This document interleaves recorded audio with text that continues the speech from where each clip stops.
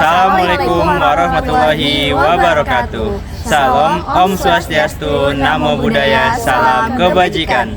Kami tim Irdeva dari IPB University. Saya Dina Muftuhatin dan rekan saya Irfan Manaf dan saya Olivia Tafa Airimbani. Kami akan mempresentasikan hasil esai kami yang berjudul Inovasi Takakura dalam Penanganan Sampah Organik di Kota Bekasi, Jawa Barat. Latar belakang permasalahan sampah di Kota Bekasi, Jawa Barat meliputi daerah dengan jumlah timbulan sampah, sumber sampah, dan jenis sampah. Berdasarkan data Sistem Informasi Pengelolaan Sampah Nasional yang dikelola oleh Kementerian Lingkungan Hidup dan Kehutanan, menunjukkan pada tahun 2022, Provinsi Jawa Barat menempati urutan kedua dengan jumlah timbulan sampah terbanyak setelah Jawa Tengah. Kota Bekasi menempati urutan kedua dengan jumlah timbulan sampah terbanyak sebesar 668.179 ton per tahun. Persentase jenis sampah terbanyak sebesar 65,2% bersumber dari sampah organik yang dihasilkan oleh rumah tangga, pasar, dan perdagangan. Kebijakan yang telah diterapkan di Kota Bekasi salah satunya adalah Peraturan Wali Kota Bekasi Nomor 65 Tahun 2018 tentang kebijakan dan strategi pemerintah Kota Bekasi dalam pengelolaan sampah rumah tangga dan sampah sejenis sampah rumah tangga. Pada peraturan ini terdapat kebijakan yang disebut dengan Jaksrada, yaitu arah kebijakan dan strategi dalam penanganan dan pengurangan sampah rumah tangga yang terpadu dan berkelanjutan. Kebijakan ini meliputi peningkatan kinerja di bidang pengurangan dan penanganan. Pengurangan meliputi pembatasan timbulan, pendaur ulang, dan pemanfaatan kembali. Sedangkan penanganan meliputi pemrosesan akhir, pemilahan, pengumpulan, pengangkutan, dan pengolahan.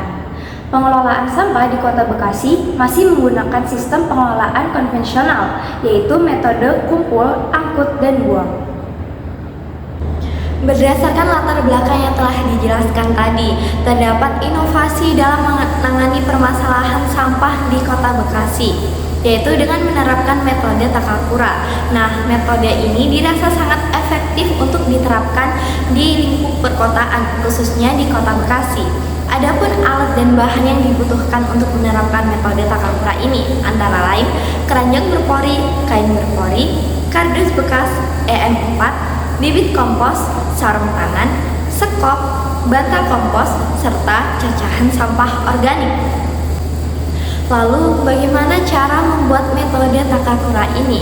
Nah, langkahnya adalah menyiapkan semua alat dan bahan yang telah dijelaskan tadi. Kemudian keranjang berpori dilapisi menggunakan kardus bekas dan terdapat beberapa bahan yang harus dimasukkan ke dalam keranjang. Bahan pertama yang harus dimasukkan adalah bantal sekam, kemudian bibit kompos, dan disusul dengan memasukkan bahan utamanya yaitu sampah organik yang telah dicacah. Kemudian ditambahkan larutan EM4 dan ditambahkan bantal sekam lagi. Kemudian keranjang tersebut ditutup menggunakan tutup keranjang yang telah dilapisi dengan kain berpori. Selanjutnya, saya akan menjelaskan mengenai prinsip kerja dari metode Takakura ini. Nah, metode Takakura ini merupakan metode pengomposan yang berskala rumah tangga yang bersifat aerobik. Maksudnya adalah dalam pengomposan ini memerlukan pasokan oksigen. Nah, keranjang Takakura ini memiliki keunggulan yang dapat diisi sampah organik setiap harinya. Kemudian, dalam pengomposan ini memerlukan waktu selama 4 minggu dalam proses pematangannya. Dan selanjutnya adalah dalam proses pengomposan ini tidak bisa dalam kondisi kering, sehingga kita harus mengeceknya setiap hari dan dipastikan dalam kondisi lembab. Jika dalam kondisi kering, maka perlu ditambahkan percikan air sehingga kondisi di dalamnya menjadi lembab.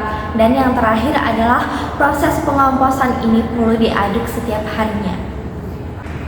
Tolak ukur keberhasilan metode Takakura pada kota atau kabupaten lain, diantaranya yaitu ada Kabupaten Tasikmalaya, Kota Bandung, dan Kota Tangerang.